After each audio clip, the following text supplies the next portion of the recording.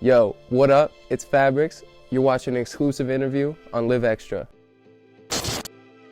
Who is Fabrikss?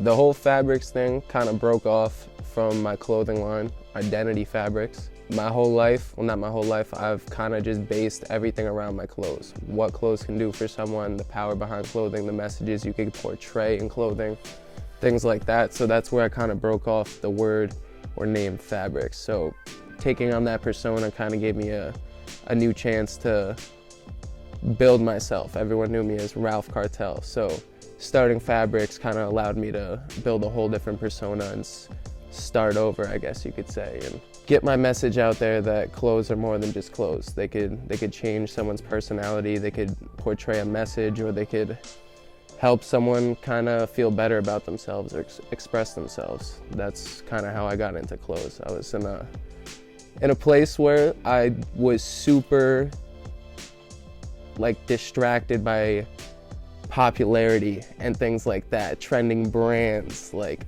I didn't have the bread for Vineyard Vines, Patagonia. I went to a super preppy school. So from that I was like, yo, none of these brands, none of these things matter. Everyone's so worried about what everyone else is doing that you're not actually gonna be yourself.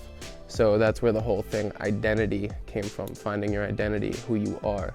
So breaking the two off, using my brand, Identity Fabrikss, and myself, Fabrikss, I'm able to express myself better, and I'm aiming to kind of just show people what clothes can do for people. It's more than just a garment. I'm not worried about what the people that follow or what it is. You're always going to understand what that message is, and that it's you got to be yourself. We're in a world where social media and things are so open to grasp that if you're not being yourself, you're not going to get anywhere. You're just not going to like what you're doing. You're going to be uncomfortable, depressed, upset, things like that. And so that's pretty much what the whole identity thing came up of, is growing up and realizing through these hard times I had at a young age that you got to do what you want to do. You're just not going to get anywhere straight up. That's what the whole thing is, being yourself, you know? Oh yeah, dude, trust me. Right before I started making clothes, dude, I told myself I wanted to be a rapper. I love spitting bars with my friend, but I think it was just that creativity and getting feedback from people so instantly. That is what I liked. And when my first drop was supposed to be hoodies, hats, and t-shirts, and it was 3-4 stacks, and I was like, yo, I didn't expect it to be that much money. So I ended up ordering 50 hats. At the time I had 300 some odd followers, so in my head I was like, 50 hats, 300 followers, that's light work. I'm gonna sell all those. It took me 6 months to sell out of the hats. I lost money. You end up giving stuff away. That was pretty much the whole grassroots of starting a brand, but I didn't know. I don't go to school or anything like that, so it was just kind of a trial and error kind of thing. And what kept me going though was right before my mom passed is when I got the hats. And so in my head I was I want to show her I'm actually doing this. It's not one of these things oh, I'm gonna do this for a week and then go do something else. So that's pretty much my biggest drive, is having my mom in the back of my head. But there's always going to be downs and there's always going to be doubts, but that's what you have people like Connor, who's one of my right hand man, or my boy Ian or Trey, or any of them that are always at my side, and they're bro, you just got to keep going. There's no point in stopping. And you always got to I'm at a point now where I'll have people I don't know reach out to me, and they're yo, this post helped me get through this, or this picture made me want to go out and do that. And it's you got to do things for other people more than yourself, whether you know it's direct or indirect. Bro, my man's Ian, that shit was so natural and organic, bro. I hadn't even heard of the dude. I heard of his brother James. I was in high school at the time when I first heard his name, and I was all right, cool, this kid doing his thing. Bet, respect. Simple as that. Probably 2 years in my brand. I've been doing it 3 years to this day. I was coming back from a cruise. I was 14 days off of social media. I was mad anxious to work, so I was about to get on my flight, and I was I posted this thing. I was yo, any locals that are willing to work, hit me up. I'm trying to set shit up. Da da da da. And he reached out to me and clicked on his account, saw he had 128,000 followers at the time. I was like, all right, I went to high school with kids that bought followers, like, what's good? Clicked on his account, saw his brother, saw like the following, saw it was big. I was like, all right. Hit the dude back. I was like, bro, if you want to work with me, I'm gonna actually like teach you the ropes. Like, I'm not gonna use you for your following. I'm gonna teach you how to set up pop-ups, how to curate pop-up shows, how to like put emotion and yourself into outfits, how to understand clothing, things like that. Not just to match red shoes with a red shirt type thing. Like, and the second I got back, hit up my boy Kevin, pulled up, we did a shoot inside with like one of my hoodies at the time. Instantly we kicked it off. Next day, blizzard, bro, straight up blizzard. Linked with my boy Connor, my photographer, and we shot probably one of the craziest shoots. First time I styled him, and from that we just stayed in touch to the day I met him, probably like 8 months ago, dude. That's like when things really started to kick off. He put, like, I feel like my creativity and everything I still have was always there. It was just about him giving me that spotlight and that opportunity to get my stuff out there. And the way we fucking meshed together, dude, it was so weird. I mean, he's 17 now, I'm 21. Every time I'm chilling with him, it's like I'm hanging out with a younger version of myself. The kid is literally no different. But it's cool because like he's so far beyond me in the social media aspect and the business aspect of like what I do, that we learn so much from each other. Like, he gets the experience from me, and I get like this new age, like what's going on info from him. And it's just the way we work together it's unreal. And I'll like forever be grateful for the dude. It all comes down to your own liking. So it's about the way you're carrying yourself. So it's like right now, bro, realistically, my outfit probably cost me about $100 tops, straight up. But the way I carry myself and the energy I give off is what I feel like that drip and that sauce is. You know what I mean? Like someone like Gunna, who just like walks around with his chains head high, that's his sauce. You know what I mean? That clean cut, drippy, like high-end kind of dude. Like, you gotta find your sauce or your drip. You can't just cause you grew up watching like Lil Wayne wearing whatever and then you wear that. That's not your drip, bro. You take something from that. Take the large ass like Fox pants or like whatever it is, bro, and add that to your style. Your style is drip. I feel like that's your thing. So taking a little bit of someone who inspires you, or a little bit of what you grew up around, or of something nostalgic that you grew up around, and like throwing that in. Like my kicks, bro. These shits. When I grew up, bro, Charlie Brown every single holiday. Christmas, Halloween, Thanksgiving, all that. Used to watch those shits, bro. The second I got these in my store, I was like, you kidding me, bro? I'm getting that. And someone ever asked me, oh, nice shoes or whatever. That's some sort of story that I could give off of it. And I feel like that's like one of the biggest things you need to get from like clothes. You know what I mean? Not just to wear some shit to wear some shit. So it's funny you say that, bro. I'm actually like in the midst of rebranding identity. So like when I started 3 years ago, it was purely off of like, I wanted a creative outlet and I wanted to like portray this idea. After a few years of figuring out that like I could actually get the product out there, people are gonna wear it, this, that, and the third, I really want to focus on the detail and pay attention to what I could give off from my clothes. So like for any other creative, my 2 cents is, dude, work on your own pace. Don't, like, you lose followers, so what, bro? The people that are with you will stay with you, straight up. And it's always gonna be like that. But like right now, I'm working my way to get to like that higher end set. So like I'm doing lower quantity drops, doing a lot of like customization, personal do-it-yourself kind of things, using a lot of embroidery, like sewing on, cut and sew, stuff like that. So that's like kind of my next step, because I don't want to do all this screen printing and like I have my head set on that next thing. So it's just like when you have your head set on something, you got to just do it. You can't just think of some idea and have it sit on your laptop. Do it right away, straight up. Otherwise it'll just sit there and then you're gonna hate that kind of thing. So when it comes to like staying motivated, bro, you just gotta go on the go. Like, trust your gut. Anything you're thinking and you're like conscious, you gotta do that. You're thinking of that for some reason. You know what I mean? Were they these ones or the red and yellow ones? So was that, I remember distinctly, first time I ever met you was I was shooting at Southgate elementary with my buddy Kevin. He was like, yo, there's a few more photographers here, you mind? I was like, nah, we straight, bro. I was shooting for my first ever cut and sew hoodie. There were these orange hoodies, the I logo on the middle, and I had these Charlie Brown Johns on, and he was like, yo, I shoot for Vans. Do you mind if I take a picture of your shoes? So I was like, yeah, bro, go ahead. That's how I straight lied to you too. I just crashed that photo That's shoot. how I ended up. That's how I ended up meeting my photographer. Funniest thing. A lot of times when I get new clothes, I'll be very stuck to those new items. So recently, I've been very into turtlenecks. So I was thinking today, I was like, I want something simplistic, but I also want to be cozy because it's cold as shit out.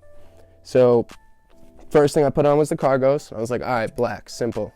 That's gonna be a nice staple. I could wear literally whatever color I want with this. And I was like, oh, black turtleneck, make it nice and simple. So I was going through all my big baggy tees because I wanted it to kind of go with the cargos, the whole baggy aesthetic, kind of city looking vibe. And I saw this and my Mickey Mouse tee. And I wear the Mickey Mouse tee way too much because it's my favorite t-shirt. But it's so oversized. I literally thrifted that shit for $5, my first ever trip to LA. And I'm absolutely obsessed with it. But grabbed the orange vintage tee that my boy Ian actually hooked me up with when he left for LA. And yeah, threw on the fucking new chain I copped. Threw on the fucking pant chain because I didn't want to rock it on the pants, and it went with the chain. And that's kind of how the whole aesthetic came together. And you know I had to rock the Live Extra, bro, obviously. When I was little, I really wanted to be a marine biologist. Really want to be a marine biologist. I was anytime I got to go fishing with my dad, I was always obsessed with water in general and the creatures and the things that came out of there. Then as I grew up and I got into what was that fucking show? Monster Quest. And they'd have fucking the El Chupacabra and shit like that. And then they got into prehistoric water creatures, bro. And they'd have the huge crazy looking things. To me, I think that stuff's still out there.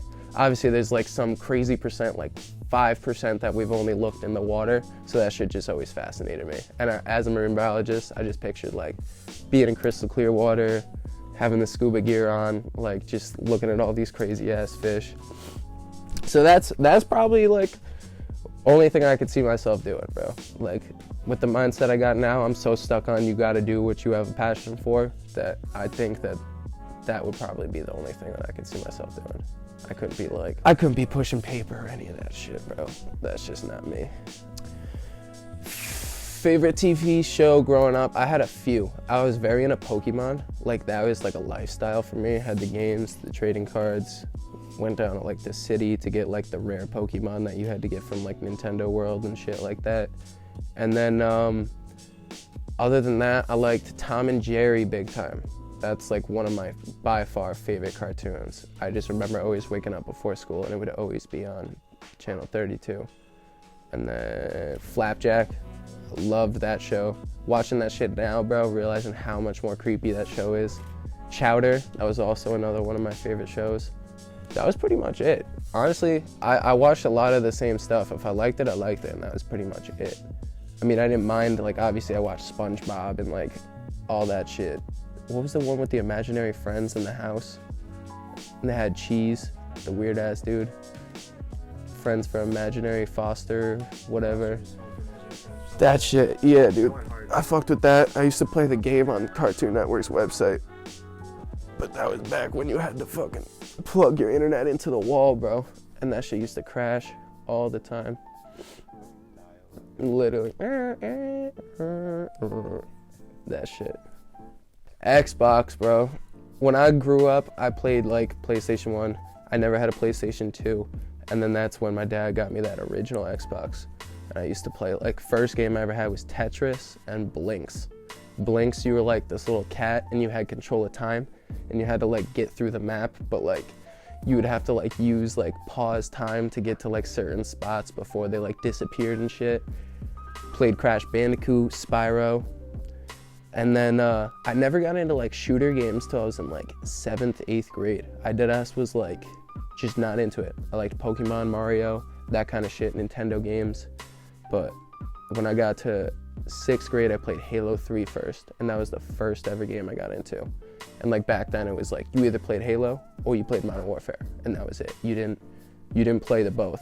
And so I started dabbling with MW2, got into the whole like recording your trick shots, like putting shit online, like doing that whole shit. And then they put out MW3, and this kid I went to preschool with, I was like, bro, they have double XP codes for Mountain Dew. Let's just link up like Friday till Sunday. I literally used to go there on a Friday after school with 2 12-packs of Red Mountain Dew, get like the double XP codes from it, and we would play from that Friday till Sunday straight. Go up a couple prestiges, get like 200 kills a game. Like that was like literally my life. And then that probably around the end of like 9th grade, I stopped playing it. I was 64 in the world, and the kid I was playing with was 13 in the world.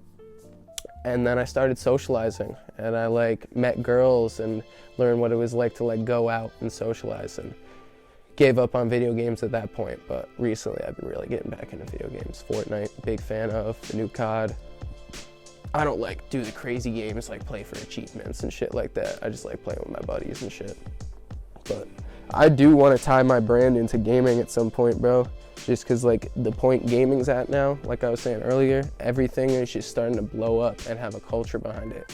And gaming is so big, and like believe it or not, it's getting into fashion. Like, so I think that would be a cool step to get into, bro.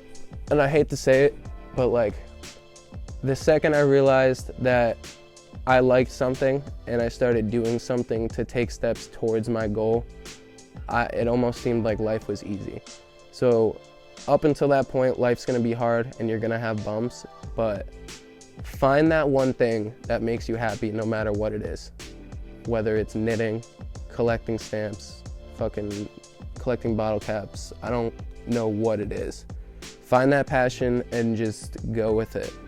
Post a picture every day, start using hashtags, things like that, like whether it's social media, going out to events, like local events, local pop-ups, like you just got to get out there. There's a world out there beyond what you know, and I mean, I'm only just getting started with this stuff, and it's mind-blowing to me what you could do every day and the growth you could find every day. So just find that one thing and just follow it, and that's literally it. Simple as that. So growing up, I remember getting my first ever iPod, and it literally looked like this thing. No screen, no nothing, and on the back it said, "Merry Christmas, Ralphie," from my Aunt Karen, and she used to spoil the fuck out of me. And there was 5 songs on it: Laffy Taffy, Temperature by Sean Paul, probably Lose Yourself by Eminem, and probably Gwen Stefani and Shakira. But up until like 6th grade, I just listened to like anything off of Guitar Hero. Like Painted Black was my first ever like song I really fell for. Started listening to the Stones, started listening to like Police, Eagles, and then probably around like 7th or 8th grade, started getting into like rap, like hardcore rap. And from there, I think I like strictly was on like a Mac Miller binge and listened to absolutely everything. I would dig in Spinrilla for hours to find features, because he had like 3 different personas at the time, so you could find music under like 3 different names from him. And from that, I would find a lot of Pittsburgh artists. I was a big Casey Veggies fan. I like Sir Michael Rocks. Wiz Khalifa was a big influence on me. Like when I grew up, it was like first time I ever bought alcohol, like it had to be Bombay, and I had to drink it with lemonade, straight up. There was a point where I would only use papers because of Wiz, and it's like that was the kind of influence like that these like artists had on me. Like in high school when I started getting into fashion, I used to like dress like the dirty white kid like Mac, get like crazy different colored snapbacks with some vintage windbreaker and like some shirt from Zoomies and like SBs or like Janowskis or some shit like that, and chinos. I had like 1,000 pairs of like American Eagle chinos. And from that I started diversifying. ASAP was like probably one of the biggest like influences on my fashion too when it came to like music. I listen to a lot of Playboi Carti, Juice WRLD, very open to music now. Only shit I can't listen to is country. That's like the only thing I just cannot feel for. Like there's like, after listening to X and like some of his harder shit, I could like listen to heavy metal now and like not rip my eardrums off. But yeah, biggest influence like when it comes to music was definitely Mac. I built like a lot of my life around Mac. I got a tattoo with some of his lyrics on my arm. Yeah, almost felt like I knew the dude. I almost felt like I was Mac because I like built so much of my life around like what he did. That's kind of how I got into the clothes, straight up. When I saw like all his YouTube videos and how his friends were in it, and then once he blew up, all his friends had all this clout from being around him. They just started clothing lines, and the one started doing like poems, and like I was like, oh, like that's easy enough. I could just kind of go with that. And then I realized it was a little harder than that, and that's when I got deeper into the clothes. But forever thankful for Mac. R.I.P. to the GOAT.